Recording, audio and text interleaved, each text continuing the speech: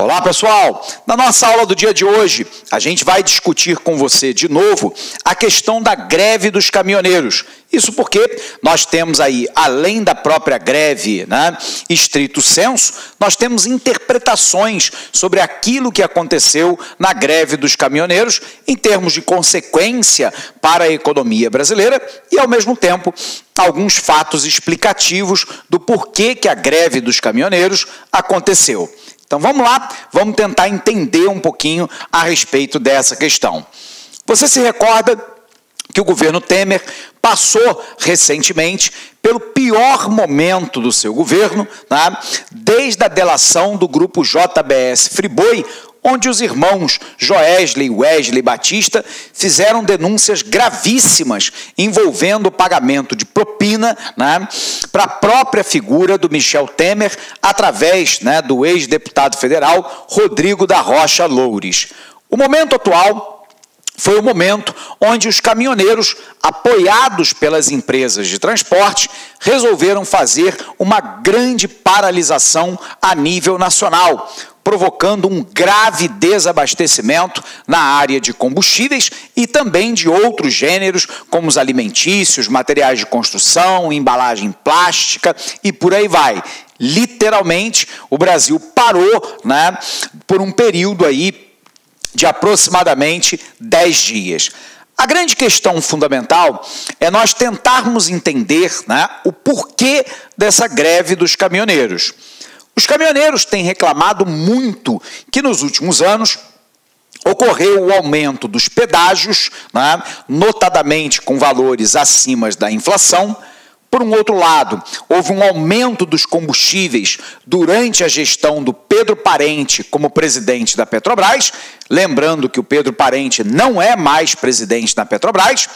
O Pedro Parente, que é ligado ao PSDB, quando ele assume a presidência da Petrobras, ele optou lá, junto com o presidente Temer, por guiar o comportamento da economia por uma economia de mercado, portanto, baseado fundamentalmente nos seus custos e na lei da oferta e da demanda.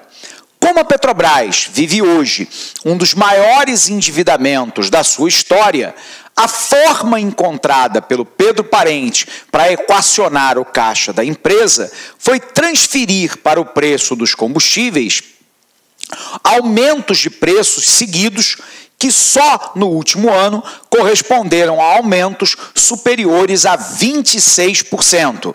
Portanto, na verdade, o Pedro Parente fez uma opção. Para salvar o caixa da Petrobras, você cria o ônus para os agentes econômicos como um todo.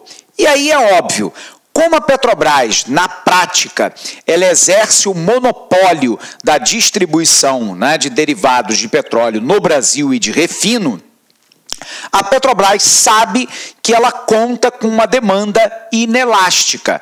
O que é uma demanda inelástica? A palavra elasticidade em economia significa a sensibilidade de uma variável em relação a uma outra variável. Nesse caso, é a elasticidade preço da demanda. Ou seja, o quanto a demanda varia quando eu vario um aumento de preço. A Petrobras sabe que o petróleo e seus derivados, como gasolina e óleo diesel, eles são demanda inelástica. Ou seja, quando a Petrobras aumenta o preço, a demanda dos combustíveis cai, mas ela cai menos que proporcionalmente o aumento de preço, fazendo então com que a receita total da empresa cresça, já que a receita total é dada por preço multiplicado pela quantidade. Se o aumento de preço provoca queda na quantidade, mas se a queda na quantidade for inferior percentualmente ao aumento de preço, a receita total da empresa aumenta. Resultado, a Petrobras, então, foi lentamente recuperando o seu caixa, vendendo os seus ativos, e com isso se encontra lá numa condição econômico-financeira muito melhor do que aquela que ela se encontrava lá no passado. Só que aqui nós temos um grande problema colateral, que é você transferir para os agentes econômicos dentro de um ambiente monopolístico, tudo bem?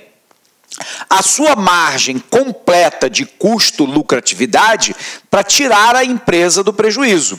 O resultado foi um aumento brutal dos combustíveis, né, entre 2016 e metade desse ano de 2018.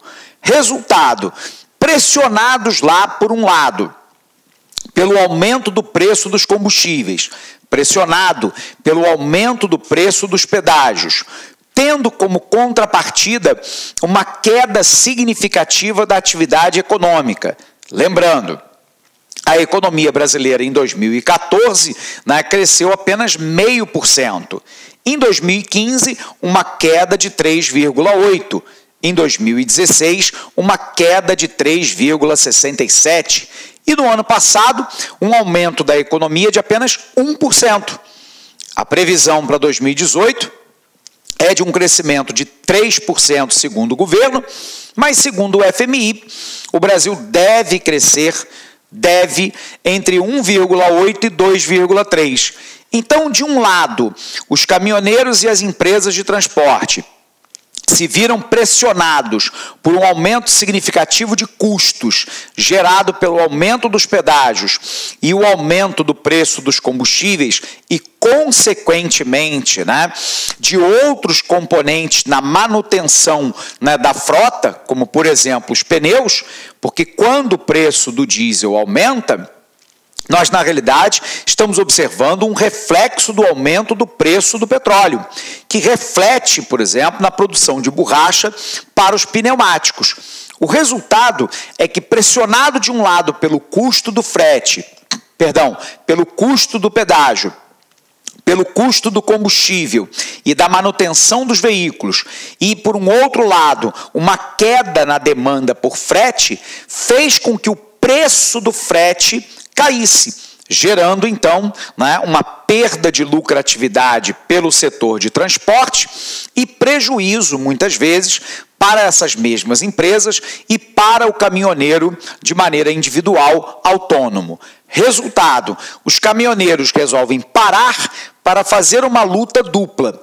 De um lado, a diminuição do preço dos combustíveis e, do outro lado, que o governo regulamentasse, né, um valor de frete mínimo no Brasil. Então, antes da gente avançar, vamos botar isso no quadro para você, beleza? Vem para cá. Então, pessoal, nós estamos falando lá da greve dos caminhoneiros. E nós queremos trazer algumas perspectivas novas para essa nossa aula, né? A primeira, a gente tem que relacionar as causas, né? Então, nós temos uma primeira causa, que foi o aumento dos combustíveis. Houve um aumento de aproximadamente 24%, né, dos combustíveis em apenas um ano. Do outro lado, o aumento dos pedágios. Portanto, aqui, um impacto muito significativo com aumento de custo. E, por outro lado, a queda na demanda por frete, como consequência direta da própria crise econômica. E aí, o outro elemento chave é que, com a queda na demanda por frete, você acabou tendo uma queda no preço do frete. Então, vamos ver se a gente entende, né? Qual é a causa citada pelos caminhoneiros e as empresas de transporte para a greve, né, do setor caminhoneiro? Primeira causa é o aumento dos combustíveis. O Pedro Parente, para salvar o caixa da Petrobras, vai lá e aumenta o preço dos combustíveis, baseado fundamentalmente no preço internacional do mercado de petróleo. O petróleo é uma commodity, né, que tem um amplo domínio da OPEP, da Organização dos Países Exportadores de Petróleo, e como nós estamos vivendo uma grave crise econômica, política, institucional, né, na Venezuela, que é a 6ª maior produtora mundial.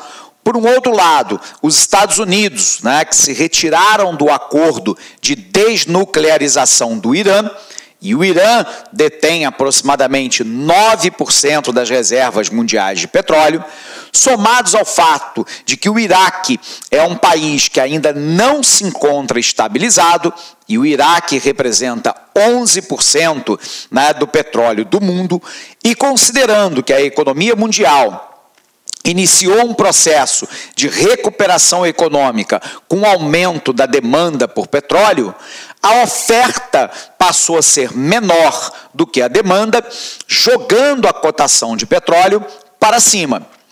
A decisão do Pedro Parente e do governo Temer foi pegar esse aumento do preço do barril do petróleo e transferi-lo de maneira integral para o consumidor brasileiro, de forma que, teoricamente, você poderia salvar o caixa da Petrobras, onerando, né, o consumidor final do bem. Por um outro lado, nós tivemos um problema que é exatamente a desvalorização do real. O Brasil produz óleo e esse óleo, em sua grande maioria, é um óleo pesado que demanda etapas mais alongadas e caras de refino. O que o Brasil, então, optou por fazer, né? O Brasil optou por exportar o óleo cru e importar o derivado. Só que com a desvalorização do real, importar derivado de petróleo, como gasolina e óleo diesel, se torna mais caro, porque eu tenho que dar mais reais para comprar a mesma quantidade de óleo ou de gasolina. O resultado é que a depreciação cambial, a desvalorização cambial, somada ao aumento do preço internacional do barril do petróleo, passou a ser, né, transformado em preço final de produto direto para o consumidor brasileiro. Aqui, pessoal, já há uma grande crítica que a gente possa fazer.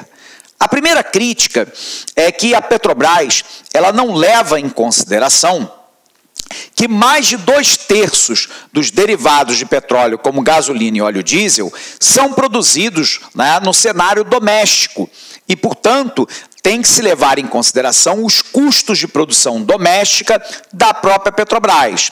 Segundo, até 1/3 das refinarias durante a gestão do Pedro Parente ficaram ociosas, porque num determinado momento ele considerou que era mais interessante comprar derivado do que produzi-lo em território brasileiro. Portanto, é uma decisão estritamente de cunho econômico que interessa a Petrobras. Porém, não interessa ao país como um todo, porque diante de um quadro de elevação do preço internacional do barril do petróleo e desvalorização cambial, o Brasil estava comprando derivado, né, caro e passando integralmente esse custo para o tomador final. Outra questão que é importante se falar é que a Petrobras no Brasil ela exerce, na prática, o monopólio do refino e da distribuição. O resultado, pessoal, né, é que dentro de um ambiente monopolístico, a elasticidade preço da demanda é inelástica. Então, ela sabe que aumentando o preço, ela terá uma queda na demanda. Mas como a queda na demanda é menor do que o aumento do preço, a receita total da empresa sobe e isso ajudaria a salvar o caixa da Petrobras. A alegação do Pedro Parente é que ele não admitia, né, manipulação política na Petrobras, que a Petrobras deveria ser conduzida como uma empresa de mercado. Só que, de novo, nessa fala, nós temos alguns problemas. O primeiro problema é que as pessoas não se tocam que quando ele faz a fala, e o governo Temer também, que ele não quer qualquer tipo de ingerência política na Petrobras, ele está se esquecendo de que a Petrobras é uma empresa semipública, abre aspas, é uma empresa estatal. A razão da existência da Petrobras não é simplesmente a lucratividade dos seus acionistas, embora isso seja justo. Lembre-se que o controle acionário está na mão do governo, mas você tem ações pulverizadas no mercado. Uma empresa estatal, uma empresa semipública, não pode ter um compromisso somente com o resultado para os seus acionistas. Não pode ter uma preocupação somente com o resultado do caixa da própria empresa. Obviamente que ela tem que ter preocupação com o caixa da empresa e com o resultado para os seus acionistas, mas o que nós estamos falando é que uma empresa pública, uma empresa estatal, uma empresa semipública, não pode ter um compromisso somente com o seu caixa ou com os seus acionistas, porque senão não faz sentido você ter uma empresa pública. Se você quer uma empresa que se preocupe apenas com o seu caixa e com a rentabilidade para os seus acionistas, você tem que privatizar. Talvez essa fosse a ideia do Pedro Parente, do Temer, em algum momento lá, né, da sua intelectualidade. Mas o ponto fundamental é que enquanto a empresa permanece como uma empresa estatal, o objetivo não pode ser só a lucratividade e o seu caixa, muito menos a remuneração dos seus acionistas. Essa tem que ser uma preocupação também. A segunda questão é que, de fato, a empresa exerce um monopólio e, portanto, o cliente final ele não tem escolha. Ou ele compra derivado da Petrobras ou fica sem. Dentro de um ambiente monopolístico, você tem que ter uma regulamentação. Se não tiver uma regulamentação, a tendência da firma é ofertar uma quantidade menor do que aquela que economicamente seria desejável, e por um valor maior, que é o que de fato estava acontecendo na Petrobras.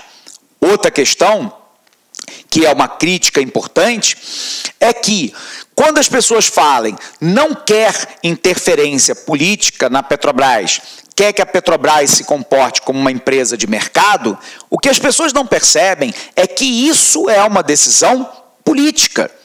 É que nós vivemos um momento no Brasil tão complexo e confuso que as pessoas estão demonizando a palavra política.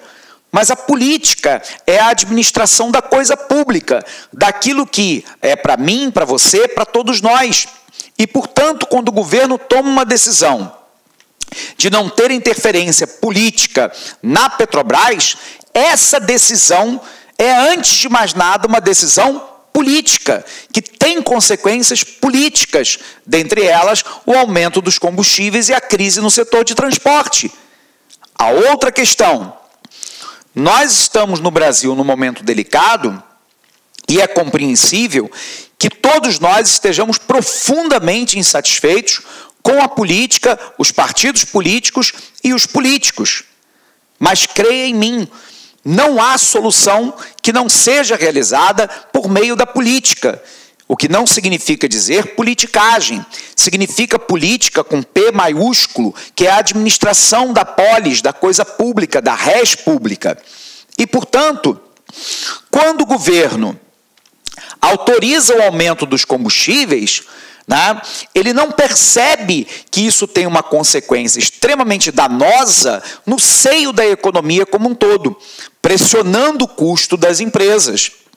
O aumento dos pedágios no Brasil, os caminhoneiros reclamam, e de maneira correta, que os contratos de pedágios celebrados não levam em consideração, por exemplo, o volume de tráfego que passa por aquela via. Na imensa maioria dos contratos, os reajustes são anuais, baseados num indicador qualquer, que não leva em consideração o tráfego da pista. Eu vou citar um número para você entender. Na ponte Rio-Niterói, quando foi feita uma concessão anterior, se previa um número X de passagem diária de carros, caminhões, ônibus, caminhonetes. E aí se estabeleceu uma tarifa de pedágio, no governo Fernando Henrique Cardoso, e um reajuste anual, estabelecido em contrato, baseado no indicador. Só que qual é o problema? Do início da concessão até o final, o volume de veículos que passavam pela ponte Rio-Niterói foi multiplicado por 3. e a empresa continuava tendo reajuste anual de tarifa como se estivesse passando apenas X e não 3X. Resultado, você ampliou exponencialmente a lucratividade em detrimento do usuário daquela via. Se você está passando 3X de veículos, o reajuste anual não precisa ser aquele reajuste que foi pactuado lá atrás, porque a empresa já está lucrando mais com a passagem do veículo. Alguém poderia alegar, professor, mas passando mais veículo, aumenta o custo de manutenção. Concordo com você. Mas o aumento do custo de manutenção não é proporcional ao aumento do tráfego na própria pista. Então, o tráfego aumentou 3 vezes, 300% de aumento de tráfego. O aumento de manutenção da pista aumentou 300%? Possivelmente, não. Então, é isso que tem que ser levado em consideração. E nesse ponto, os caminhoneiros, no meu entendimento, também estão corretos. Por um outro lado, nós vivemos a maior crise econômica da nossa história dos últimos 30 anos. E aí, a atividade econômica no Brasil desabou.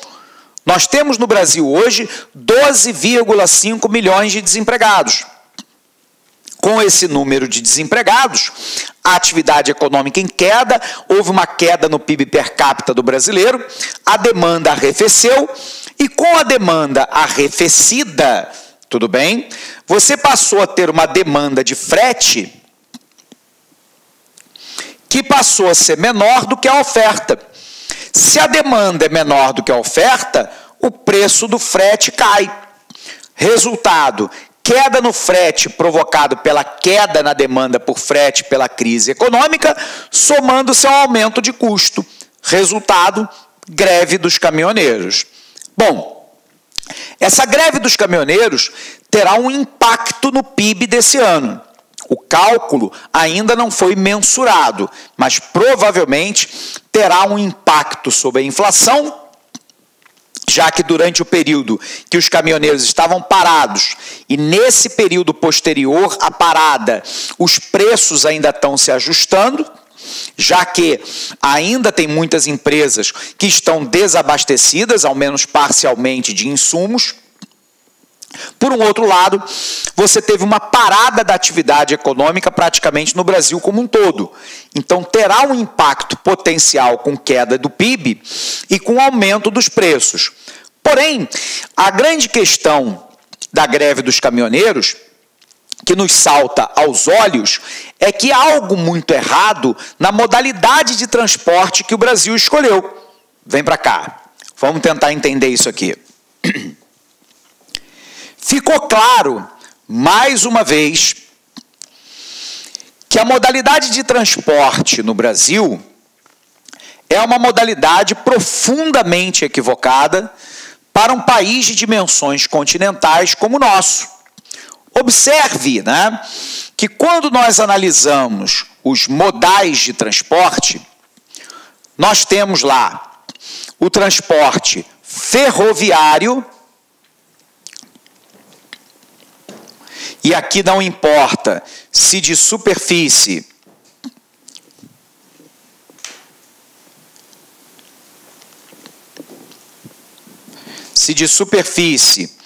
ou metroviário,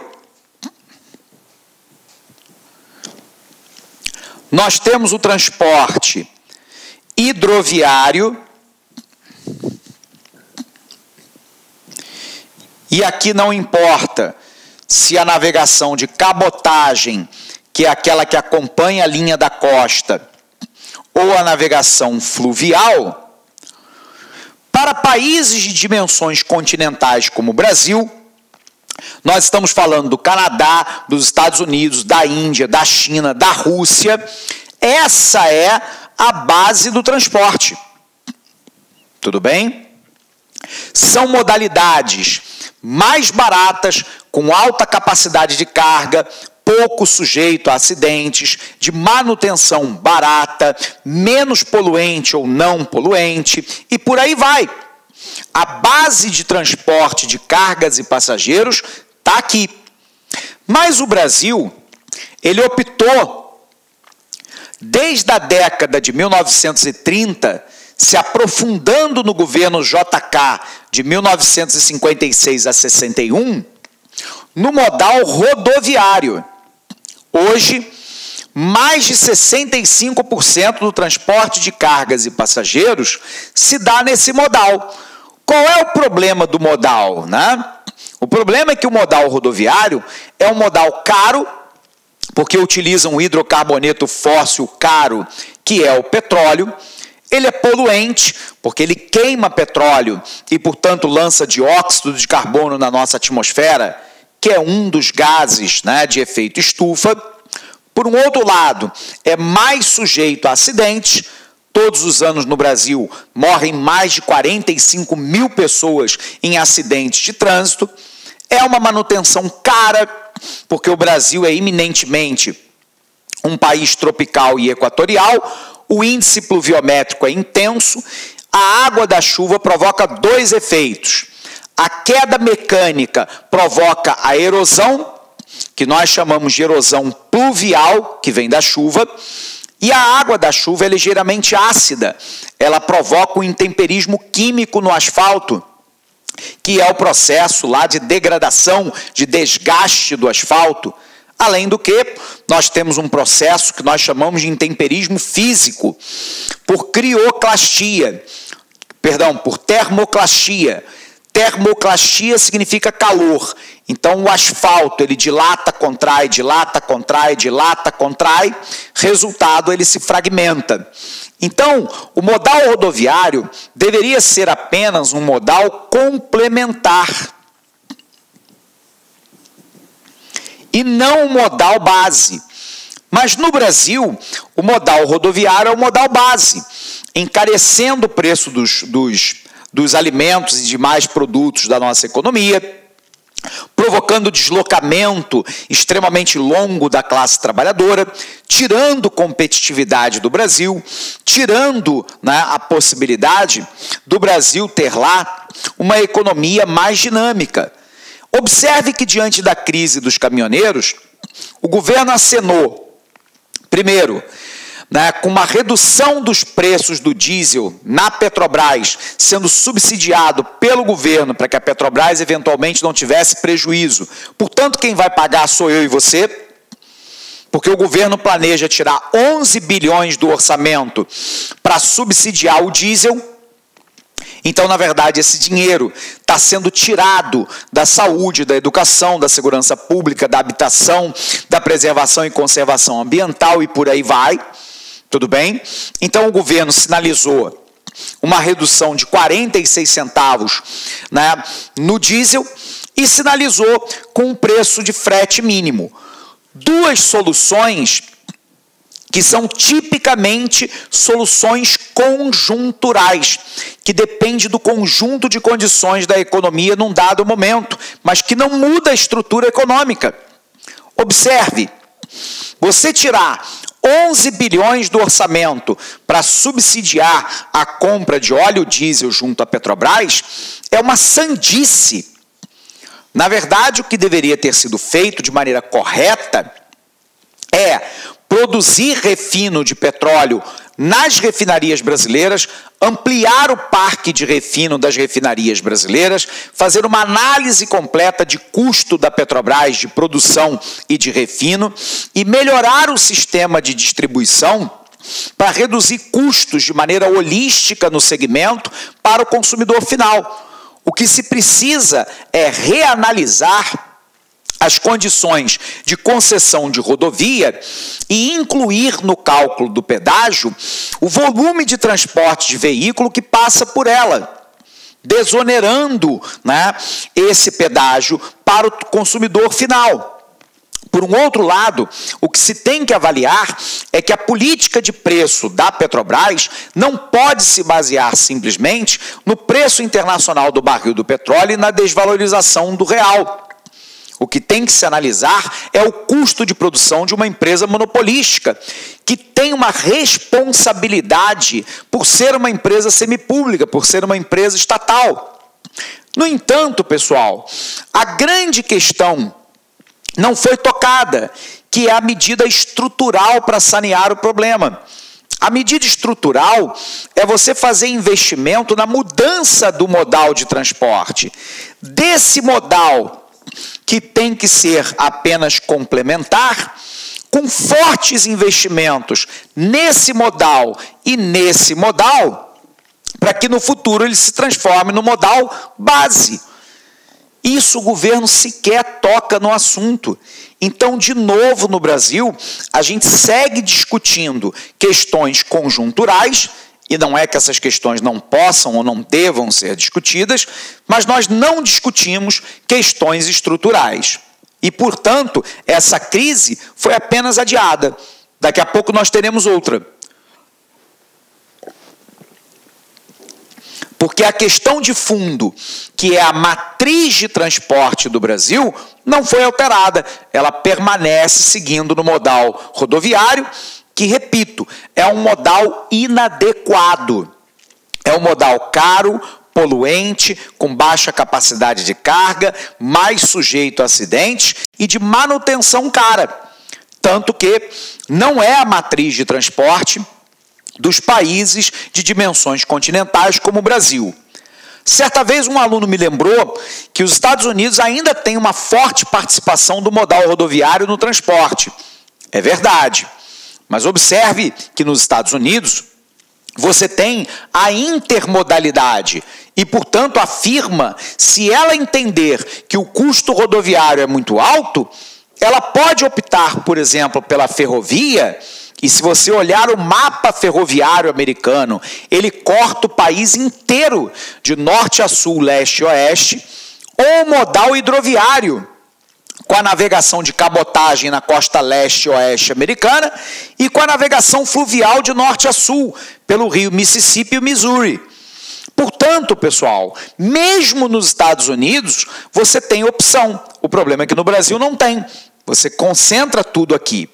Bom, diante da crise, surgiram aí 3 explicações para sua ocorrência. Então, vamos colocar aqui, porque alguns economistas divergem dessa análise que nós fizemos parcialmente aqui. Então, quais são as explicações para essa crise? A primeira explicação é uma explicação basicamente de cunho liberal, que foi formulada pela primeira vez pelo economista Samuel Pessoa. O Pessoa, ele é da Fundação Getúlio Vargas, do Rio de Janeiro. O Samuel Pessoa, ele vai dizer que a crise no mercado de transporte se deu por uma intervenção governamental equivocada durante o governo Lula e o governo Dilma, com a criação do Programa de Manutenção de Investimento. Esse programa de manutenção do investimento foi tomado lá no governo Lula-Dilma, né? Na realidade, o nome não é esse, é Programa de Sustentação do Investimento, ou de Manutenção do Investimento, mas eu acho que ele é mais conhecido como Programa de Sustentação do Investimento. Esse programa, ele foi criado lá, né? Não confundir PSI aqui com Programa Substitutivo de Investimento, feito na economia brasileira da década de 30 até a década de 80. Isso aqui é o Programa de Sustentação do Investimento, criado lá no governo Lula e Dilma. Por que Lula e Dilma criam, né, esse programa? Porque o Brasil tinha tido um resultado negativo na economia em 2009, como consequência da crise econômica mundial. Em 2009, a economia brasileira decresceu 0,3% e o governo resolveu reagir com uma política de incentivo ao investimento, que é a formação bruta de capital, compra de máquina, equipamento, ferramenta e instalação. No que diz respeito, né, aos automóveis, como caminhões e ônibus, o governo resolveu baixar a taxa de juros concedida pelo BNDES para a renovação da frota para mais ou menos 3,5% ao ano. Isso aqui, inclusive, é uma taxa negativa, porque a inflação era maior que isso. O resultado é que, segundo Pessoa, houve uma explosão, né, de compra, né, de transporte individual, os caminhoneiros autônomos, e uma renovação e ampliação da frota das empresas de transporte. A tese do Samuel Pessoa, então, é que esse programa acabou gerando uma oferta, né, de frete pelo crescimento da frota maior que a demanda, provocando, então, a queda no preço do frete e, portanto, a crise. Bom, então vamos repetir. A tese do Samuel Pessoa é que houve uma falha de governo. O governo cria um programa de sustentação do investimento, no governo Lula-Dilma, para renovação, para compra de frota, né, de caminhões, caminhonetes, carretas e ônibus. Ele mostra isso de maneira gráfica.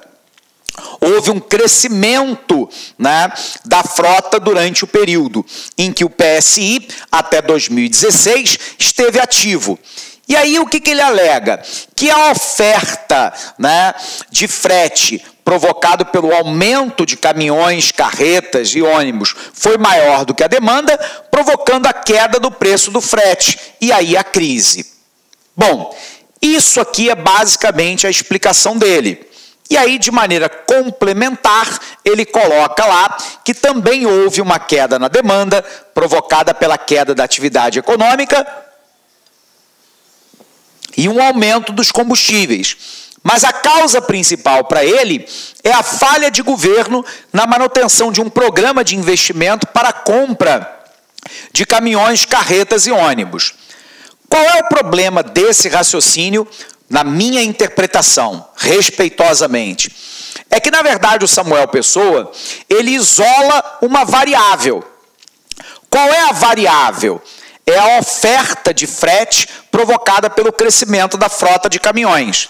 E, a partir daí, ele chega à conclusão que a crise do mercado, né, de transporte no Brasil se dá por um excesso de oferta de caminhões, provocado por um erro do governo Lula e Dilma na manutenção de uma renovação de frota, né, e na ampliação da frota com uma taxa de juros subsidiada. Então, para ele, quem é o culpado é o governo, que errou na sua política macroeconômica. Com todo respeito ao Samuel Pessoa e a quem pensa como ele, para mim, essa visão é, no mínimo, equivocada. Porque ele isolou uma variável, que é exatamente o crescimento da frota de caminhões, e se esqueceu, né, de explicar que houve uma queda da atividade econômica muito pronunciada no período. Ele se esqueceu, né, de colocar em pauta na sua discussão que o Brasil assinou um protocolo internacional de redução de poluentes no óleo diesel com a criação do diesel S10. E que, portanto, sob o ponto de vista da legislação brasileira, inclusive a ambiental, há necessidade de que as empresas trocassem os seus caminhões por motores que possam rodar com diesel S10, que é menos poluente do que o diesel anterior. E isso foi um dos motivos pelas quais, embora não o único, que as empresas foram lá e renovaram a frota, para poder adequá-la à legislação ambiental, que faz parte de um tratado internacional que o Brasil assinou de redução de poluentes e de redução de enxofre no diesel. Por um outro lado, ele ignora a queda na atividade econômica, provocando uma forte queda na demanda pelo frete. Ele ignora, né, no seu estudo, que a Petrobras aumentou o combustível em 24% em apenas um ano, com reajuste diário do combustível, sem levar em consideração os seus custos, o seu papel de uma empresa estatal e de uma empresa monopolística. Então, o que ele faz? Ele isola uma variável e diz que a culpa é do governo. No meu entendimento, e com todo o respeito a quem pensa de maneira diversa, esse raciocínio aqui, né, é no mínimo equivocado, porque ele não leva em consideração todas as outras variáveis. Por um outro lado, existe um grupo de economistas, né, chamados de desenvolvimentistas, que vão argumentar exatamente o contrário, né? De que não é verificável no Brasil que há um aumento de frota exponencial e explosivo. Quando nós olhamos os dados da Conferência Nacional dos Transportes, a quantidade de caminhões, né, em circulação no Brasil, de fato aumentou, mas percentualmente, né, ele mantém uma trajetória que é praticamente igual ao longo das 2 últimas décadas. Na realidade, os desenvolvimentistas dizem que a renovação de frota se deu basicamente pela necessidade das empresas se adaptarem ao combustível diesel S10, que é menos poluente, e a legislação brasileira, que prevê indicadores menores de produção de poluentes. Por um outro lado, eles alegam que houve uma queda na demanda por frete como consequência da crise econômica. E aí, juntando a elevação do preço dos combustíveis e dos pedágios, juntando a queda na demanda pelo frete, você teve então a crise dos caminhoneiros. Por um outro lado, uma terceira vertente vai dizer que ambas as questões ocorreram. Então, aqui a ênfase dos desenvolvimentistas de que, de fato, o que houve foi uma queda na demanda por frete, somados ao aumento de custos, relacionados principalmente ao combustível e ao pedágio. Dentro desse quadro, uma terceira corrente econômica vai defender que ambas as questões ocorreram. Ou seja, não só houve um crescimento da frota provocado pela política governamental, diante de um quadro de queda da demanda provocada pela queda da atividade econômica e de aumento de custos. E isso redundou, então, na crise. Bom, pessoal, diante desse quadro, então, a gente precisa dar uma olhada lá no nosso material para a gente fazer a revisão da nossa aula de hoje. Então, vamos apagar aqui para a gente poder conseguir visualizar isso.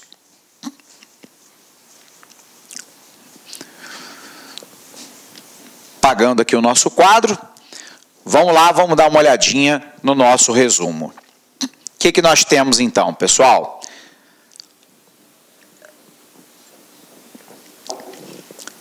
No fim de maio de 2018, 10 dias de paralisação de caminhoneiros causaram a maior crise de desabastecimento do Brasil em décadas. O movimento de caminhoneiros foi apoiado por empresas de transporte que reclamavam do preço do diesel, mas dificilmente teria chegado àquela proporção sem a insatisfação de motoristas e autônomos com as condições de trabalho. Eles reclamavam que os custos consumiam quase todo o dinheiro recebido pelo transporte. De um lado, os gastos com combustível, manutenção e pedágio aumentaram diante de uma queda no preço do frete. Mesmo assim, os motoristas não conseguiram o aumento no preço do frete. Pelo contrário, houve uma redução. O valor médio do frete de grãos, praticado em 2016, terceiro ano da crise econômica, era inferior ao de 2010, quando corrigido pela inflação, medida pelo IGPDI, o Índice Geral de Preços, Disponibilidade Interna. Na comparação com 2013, ano imediatamente anterior ao início da crise, a redução foi lá de 17%. O preço médio no diesel dos postos dispara, sobretudo, a partir de 2017, 2018. Observe lá que 2013, 2014, ele tem um aumento, né? Mas não é nada de muito exponencial.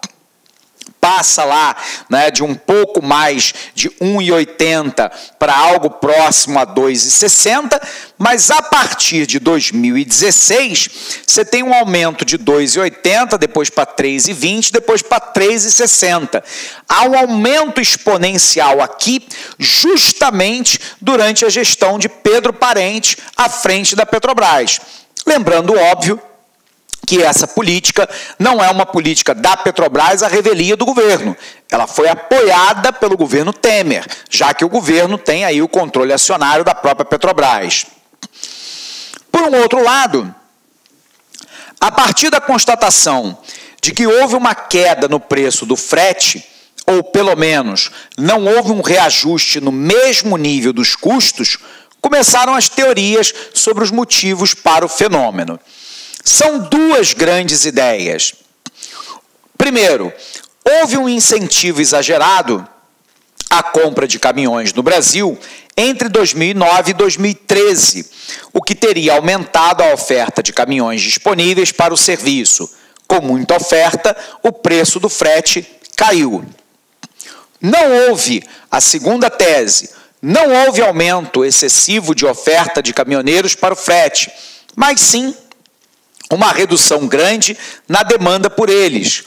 A crise econômica, que fez encolher a economia do Brasil, diminuiu a necessidade de transporte de mercadorias. Sem demanda, o preço do frete caiu. Após a tensão, então, em torno das negociações para pôr fim à greve dos caminhoneiros, o governo enfrenta uma dificuldade para lidar com a nova crise em torno do tabelamento dos fretes para a carga rodoviária. Foi uma promessa do governo Temer aos caminhoneiros para encerrar a greve.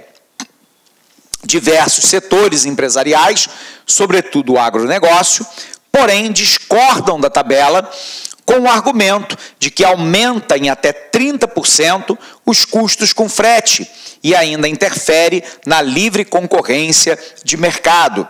E, portanto, no momento atual, nós estamos num impasse. O governo, né, se ele não quiser ver uma nova greve, precisa lá regulamentar a tabela do frete. O setor produtivo brasileiro é contra, mas sem algum tipo de proteção à atividade de transporte caminhoneiro, nós corremos o risco de ver nova paralisação. Observe que tudo isso são questões conjunturais.